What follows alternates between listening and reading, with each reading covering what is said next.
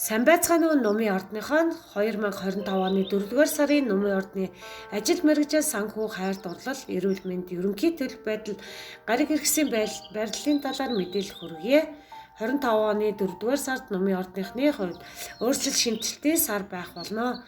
Сар эхэнд ажил мэргэжил санхүүгийн талбар шинэ боломжууд гарч ирэх бол сарын дунд үеэс хайр дурлал гэр бүлийн харилцаанд эерэг өөрчлөлтүүд ажиглагдана. Эрүүл мэндийн хувьд тогтвортой байх хэдий ч стрессээс зайлсхийх нь чухлаа.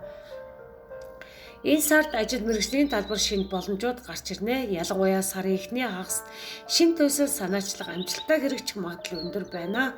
Гэр бүлийн дэмжлэг урам зориг таны ажлын бүтээмжийг нэмэгдүүлэхэд чухал үүрэг гүйцэтгэнэ. Сарын дунд үеэс ажлын ачаалал нэмэгдэж болзошгүй тул ажлын болон хувийн амьдралын тэнцвэрийг хадгалах нь чухлаа. Энэ сард санхүүгийн байдал тогтвортой байх хэдий ч төлөвлөгөөгүй зардлууд гарч болзошгүй тул санхүүгээ сайдрах хянаж хэмнэлттэй байхыг зөвлөж байна. Сарын сүүлээр орлогын шинэ их үүсвэрүүд гарч ирэх магадaltaй. Хайр дурлалын харилцаанд энэ сар таатай нөлөө үзүүлнэ. Хосуудын хувьд харилцааг гүнзгийрүүлж харилцан ойлголцол нэмэгдэнэ. Ганц бие Нумын ордныхоо шинэ хүнтэй танилцах боломжтой бөгөөд энэ нь ирээдүйд чухал харилцаа үүсэх магадaltaй. Эрүүл мэндийн хувьд тогтвортой байх хэдий ч ажлын ачааллаас болж ядаргаан мэдэгдэх магадaltaй.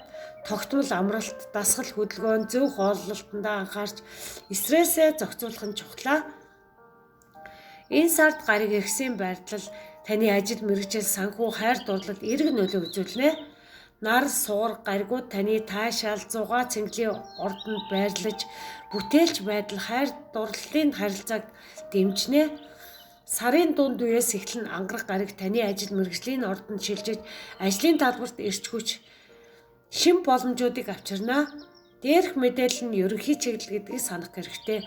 Контент маань таалагдсан бол лайк, subscribe дараарай. Энэ нь намайг дэмжиж байгаа илэрхийлэл юм аа. Мөн сайхан сэтгэлийн комент надад урам зориг өгч илүү их контент бүтээхэд эрч хүчийг өгдөг юм шүү. Баярлалаа та бүгддээ.